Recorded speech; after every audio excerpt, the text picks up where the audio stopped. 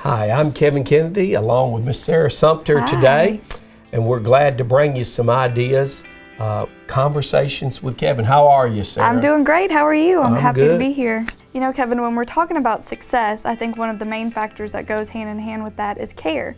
You know, at the law firm, everybody cares about everybody. It's a great environment to be in.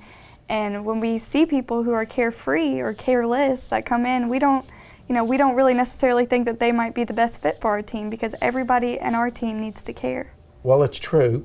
And, you know, it's hard to put together a team. It's hard to keep a team together. But if you had someone that came in, I don't care, I'm looking for my paycheck. Yes. Don't mess with my time. Don't mess with my computer. Don't mess with my lunch. And I'm not going to, you know, when you say care, you gave me a rush of chill bumps because some days, if an emergency breaks out at 4 o'clock and some people are leaving, I can truly say that the vast majority of the people, the vast majority of the time, I say, we need you, will lay right in there Yes. and go. And, you know, do you know what I call that, Sarah?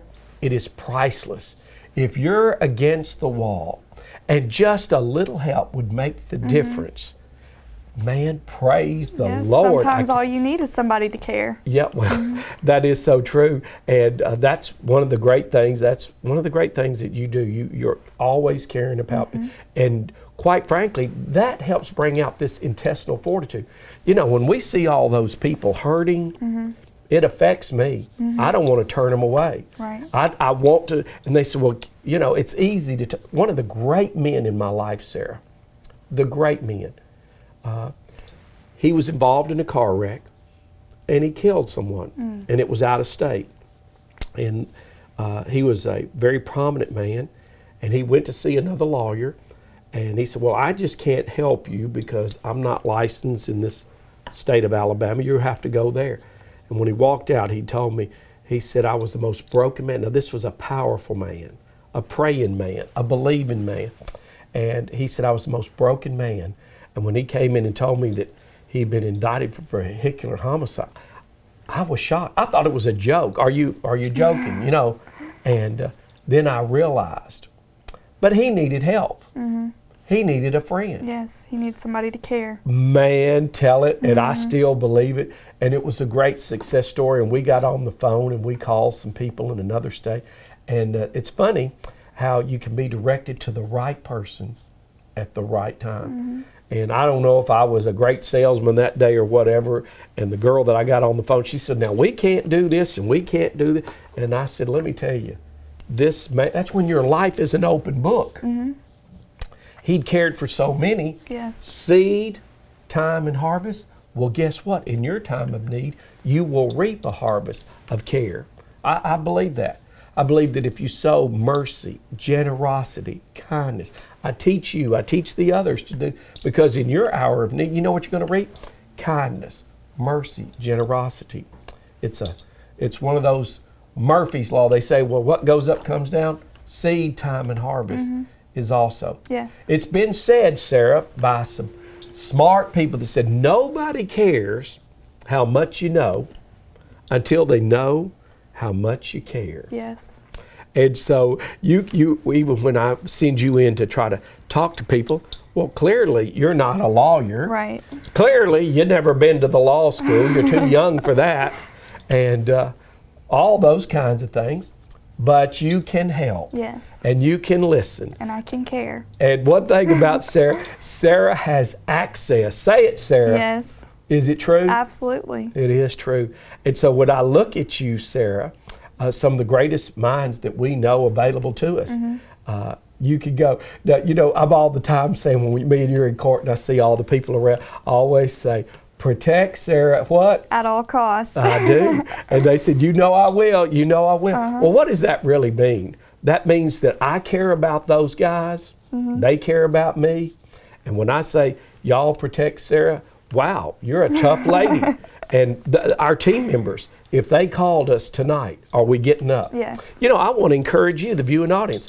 Are you that kind of person? Are you the kind of person, hey, I'm not going to deal with those people right now. I'm not going to do this. Be very careful what you say because what you sow, my friend, is what you reap. So care is a big part of the formula Yes. of success. Yeah, are there limits? One of my clients said, now, Kevin, all women have limits to how far they're going to go. You know, you say, will your wife stand with you? Will your girlfriend stand with you? And that guy, he wasn't all that sophisticated, but he was very profound. Yes. And do you have a friend that sticks that close through your hour of need? Care is a big part of the formula. And if you're missing that in your personality, and if you're missing that in your family, then you start it. It is contagious. Absolutely. And we can encourage one another and take it from there. Okay, I want to ask you about the love principle in the formula of success. I think it's very important. You know, we do another show out of Nashville, the Treva and Kevin show, and Yeah. last episode we met a young lady who is a preacher's kid. Yes. And you asked her, how do you get all these people to Jesus? You know, Yeah. what if these people are just drawn down and say, I don't want to do Come it? on, And tell it. she said something that I'll never forget. She said, just love them to Jesus. Love them remember. anyways. I remember it. Me and you, everybody on that set was shocked. And she was only like 16 She was years 16. 16. And she said, well, some people be turned off when you start witnessing to them. But she said, you just need to love them to Jesus. So they say if you get a job that you love, you'll never work a day in your life. And what is fulfilling? Everybody's got to make money. You got to have money for your car. You got to have money for we all recognize that. And everybody's got to work somewhere. Yes. But caring about the people, fulfilling your purpose. What is your purpose? To help others. One of the things we said at the law firm when we first got there, we're committed to helping people. And that's who I am. Me and you. If we got out and there's a woman that's being beat up, woman broke down, right there, are we going to help? Yes. Anything we can do to help. Anything we can do. Whether they've got a dime or not, we're still going to try to help them. Yes. And that's what is a great thing. And we can live our life trying to say, we want to sow good things. We want to sow blessings. And guess what? You're sowing. Well, they say, Kevin, you're just doing that because you're going to reap it. Well, I'm just standing on the principles. Seed, time, and harvest. Guess what? About praise. Praise the people. Seed, time, and harvest. Kevin, you're talking about seed. You're talking about time and heart. We want to know about success. The truth is, that is the success. Yes. And anybody wants to say, well, we'll just tell them this. Kevin, we'll just con them a little bit. Tell them this, then we'll do this.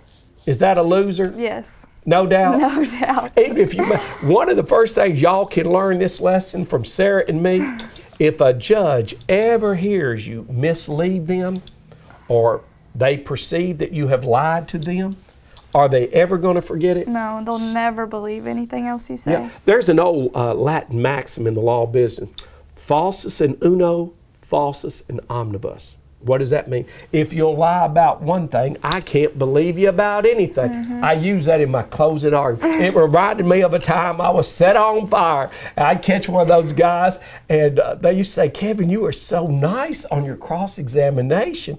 And yeah, a lot of times I am. I'm very gentle. And then people that we know have a tendency, and we anticipate that they're going to say something because they've said it earlier. And sometimes the crafty lawyer just set a trap and just leads you right down through there and just let you mislead or lie or whatever. Then they drop the door and say, now, you made this statement earlier. What about this? Which one did you tell the truth in? Did you tell the truth then or now? Or which one did you lie in? Did you lie here or here? Now we've got you. You made this statement and they're totally inconsistent.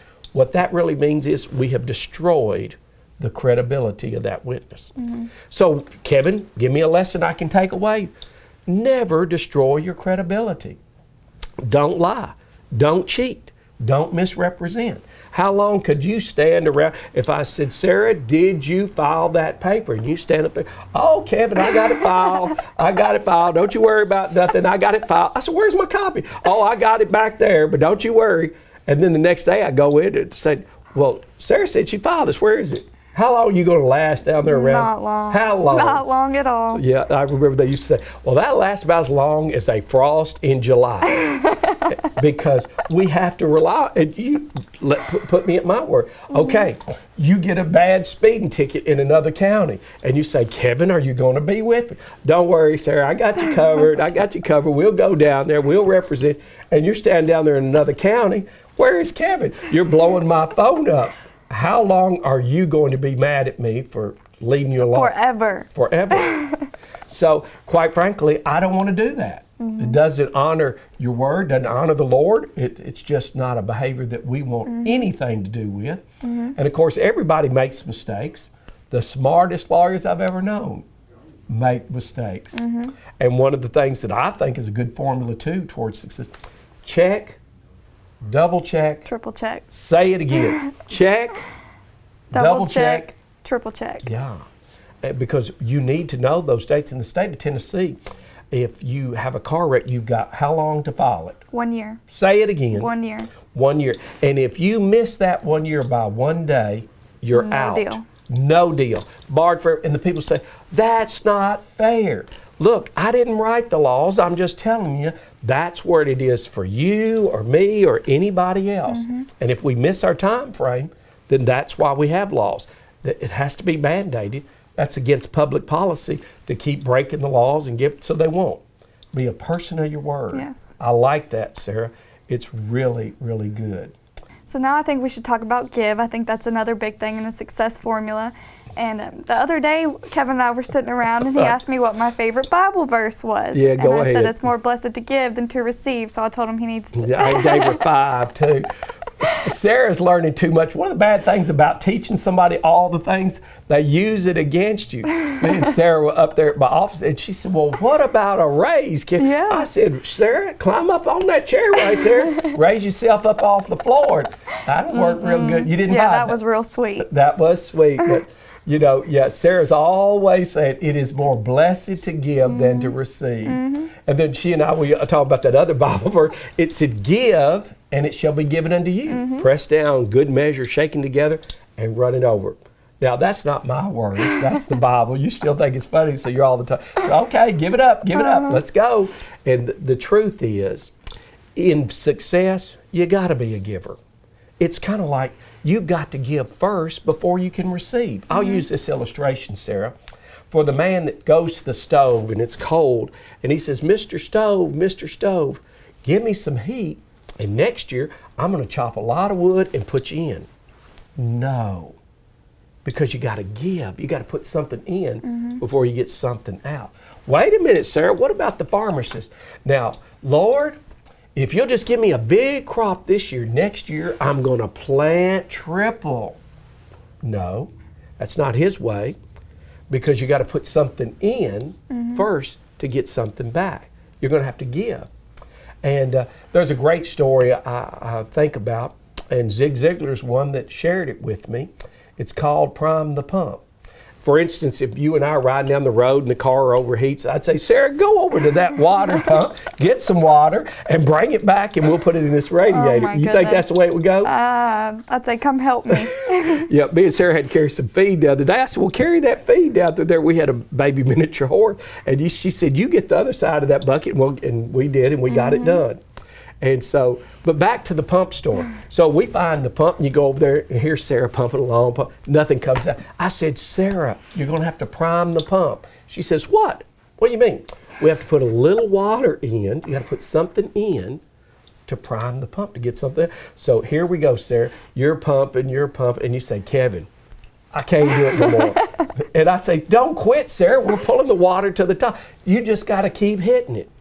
Quitters never win. Winners never Winners quit. never quit. That's a great principle you learned. Give me some tenacity and keep hitting. And now here I am, Sarah's number one cheerleader. I say, hit it, Sarah. Hit it. You got it. Well, it's got to be close, Sarah. And they said, well, why don't you pump it? I said, I got some bursitis or arthritis in this arm. You know what we call that? What do you call it? Excuse-itis. Okay, so back to the pump. You're younger than I am. You just keep pumping. We can't leave till we get that water. Now, here's the truth. You know, all of a sudden, then the water hits. And guess what? This is like what I said about giving, and it shall be given unto you. Sarah, then it doesn't take so much pressure. And we can fill our bucket with all the water we want. Are y'all listening? And then guess what, Sarah? There's some other people broke down. And we give it to them. We got plenty. Guess what, Sarah? There's a bus that broke down. Church bus with 50 kids going on a church camp. Have we got enough to give them? Absolutely. Say it again. Well, what about the school? There's Austin P bus over. Got all them guys over there. They're thirsty. Have you got enough to give them? Absolutely. The power of that story is this. When you put in that little bit and you give it all you've got, when it hits, there's more than enough. We serve a God that's more than enough. And I got enough for me and my family. I got enough for Sarah and her family. Quite frankly, me and Sarah's got more than we can handle. So give it to the church. Yes. Give it to the school. Give it to the community. And what about the guy that just wasn't strong enough because he was hurt in a car wreck, or the guy that has no arm that was hurt in a motorcycle wreck? Do you feel any responsibility to help him? What about his children? You know, God blessed us. Then we are here to be a blessing for others. Yes. So it's a great story. We call it Prime the Pump. Over the years, I used to be asked to speak at all kinds of civic clubs, from the Kiwanis to the Lions Club to the JCs. And so I used to tell that story. Why did you say it, Kev? Because I want to get them to give more. You and I went to Bikers Who Care. We did. Yes, so now Sarah's mother will probably kill me. Sarah's 20 years old, and she goes over here to the motorcycle club on well, I think it was a Monday night we went. Monday, yep. Yeah, and we took the preacher. We did. And we wanted the preacher to pray over the guys. It was a great time. It was a great time. We made a donation, gave them an award for their community service. Yeah. And we love anybody who's willing to give to the community. Absolutely. The Bikers Who Care do a great thing for the community, Yeah. so we're happy to be able to help them. They're a super organization. Sarah and I rode the motorcycle toy run. I know she doesn't look like a motorcycle mama, but you know, I didn't say I look like one, but she put on her Kennedy Law Firm t-shirt and I put on mine, and we had lots of friends. One of the great things, we got friends everywhere. Yes. And so we want to encourage them. That day, do you remember all the toys Yes. that those guys brought for kids that we don't even know? It's And great. Was it great? It was fantastic. You remember we walking down there, that real big guy? I said, dude, this little poor little orphan child right here would like to have that purple pony. He said, well, here, give it to her. I said, no, we just joking. Thank you for giving. Is And it I true? use that on him too. Every time he tells me to do something, I say, I'm just a poor little orphan child. That is true. You got to forgive me. But we were doing it all in fun and jest. Yes. So the truth is, you're going to have to be given. Now, let's go on one more step, Sarah. When you take on a project, you got to give it your best. Absolutely. You got to give it your preparation. You got to give it when it's a principle. Give and it shall be given unto you. So we're going to work. It's honorable to work. Do our very best. Those are the formulas to success. And if you will do it, Sarah, on a consistent basis, that's why we have grades in school. Some kids understand a commitment to excellence. So they do their homework, they turn it in on time, they do an excellent job, they get A's. And the story of life is that when you keep putting it in, then one day you're going to get a scholarship. There'll come a day that there'll be 3 of you. I'm going to explain to you how it is in upper echelon when you try to get a scholarship or get a job. You're going, and there's 3 of you, and you all got straight A's, and you all came from the same background. Then what was the difference? And I feel like I'm very skilled in that area. Why? I was a pursuer of leadership. Read more books on leadership than anybody. I read more books on success. If we took a trip right now, I'm over there, and when I'm going, I'm not wasting time.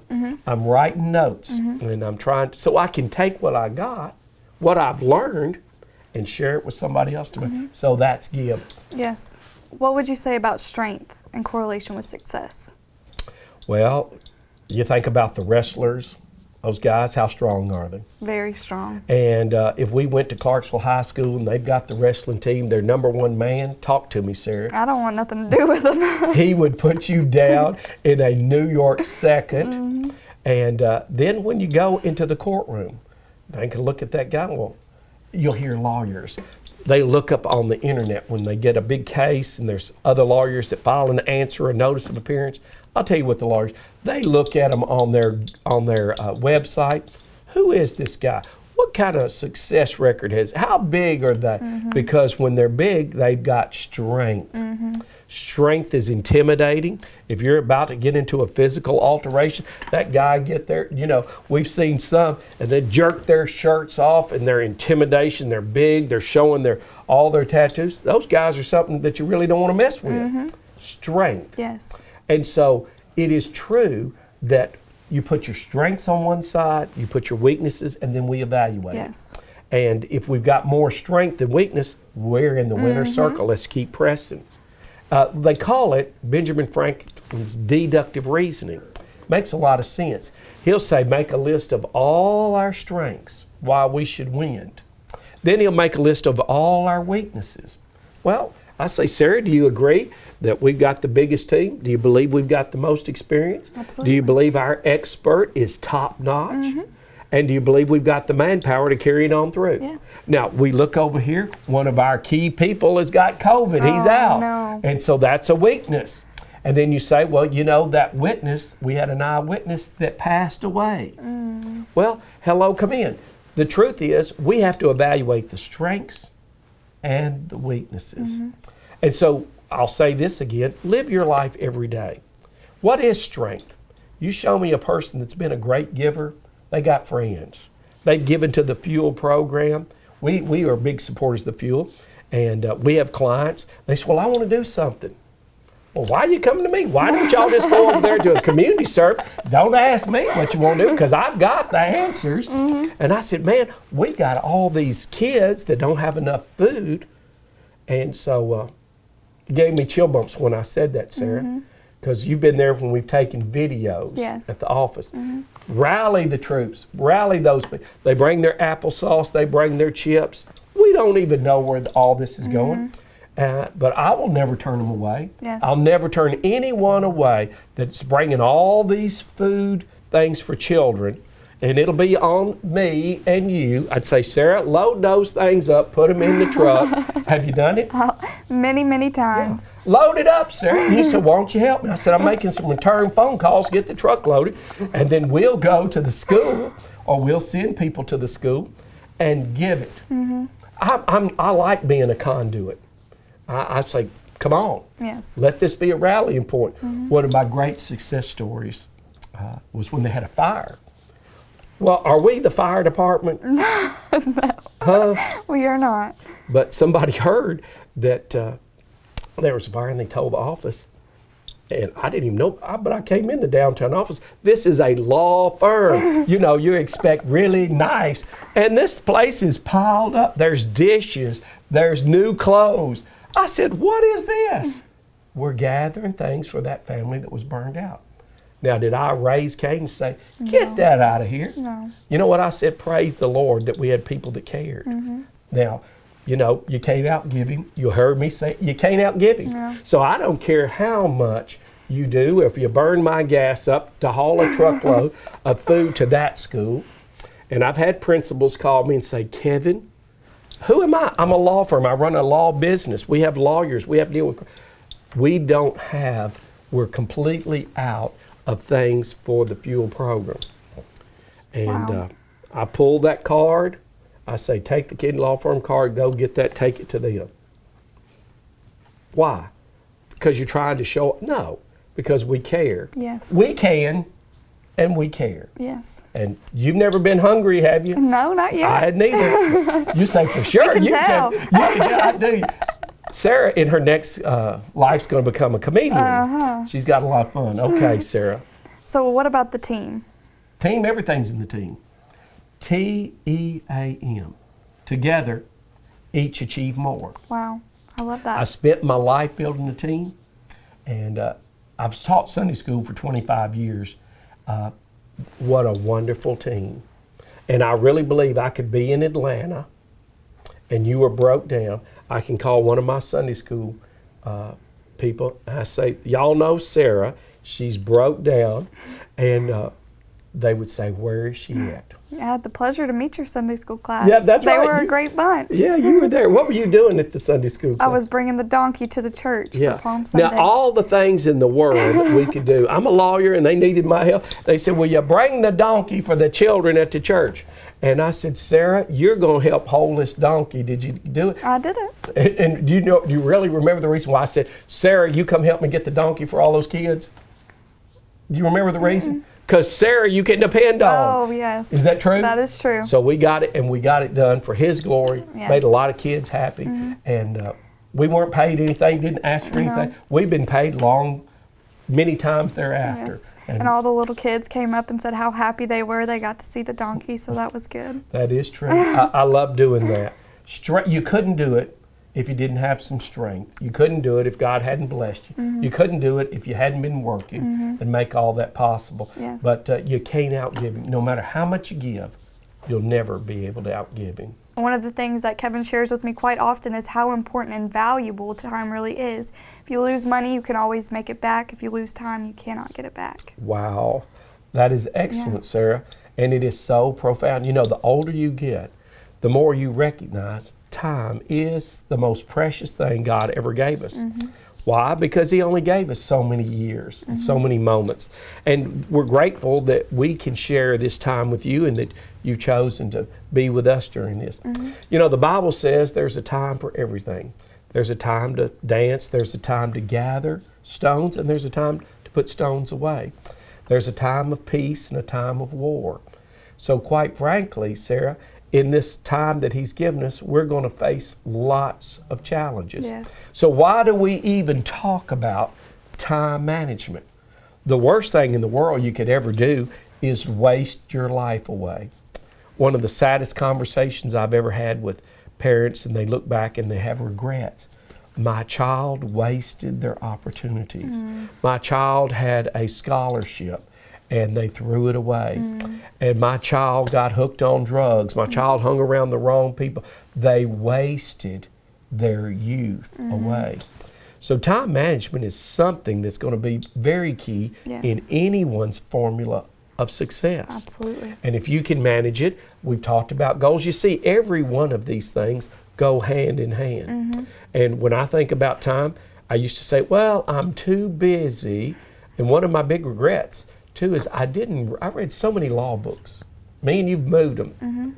Thousands. Thousands of law books. And I think about, I read so many, why I didn't spend more time reading the Bible. Because it's the greatest law book of all time. I remember they were going to paint a portrait of me. It's in the downtown office. And that photographer that was a painter came in. He said, well, do you have a book? And I said, yeah, Bruce, bring me the Bible. He said, now, respectfully, Mr. Kennedy, this is going to be your painting and this is going to be it forever. Don't you think you'd rather have a law book in your hand? Because people see this, they're going to think you're a preacher. And I said, this is the greatest law book ever written. And so he painted the picture, took my photo, I have the painting, and I was proud. I'm proud to tell it tonight.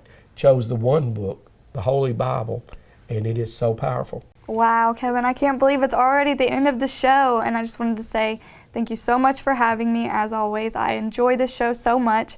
Every time I come and I leave, I always feel so focused, so replenished, and so ready for the next day and the next week and ready to hit it the next day. And I wanted to say that I'm so thankful for all the things that you're able to share with us. And I am so lucky to be here. So thank you. You are fired up today, I am. Sarah. I'm ready. You know, I've talked about some motivation, some inspiration. Who is Sarah? She's really a transformed person from when, but I appreciate your witness and your testimony. It's really good. You know, if we can take these principles with the right kind of attitude, it is a winning formula for success. It is. I want to encourage you, if you haven't taken some notes, you ought to take some notes. And we'd love for you to take that and share it with your neighbors. People all around you are in confusion or they're depressed. They need a word of encouragement. Well, we're sharing some words of encouragement and we're there to help you. God bless you. Sarah Sumter, our co-host, and I'm Kevin Kennedy. Thank you for spending this time with Conversations with Kevin. God bless you.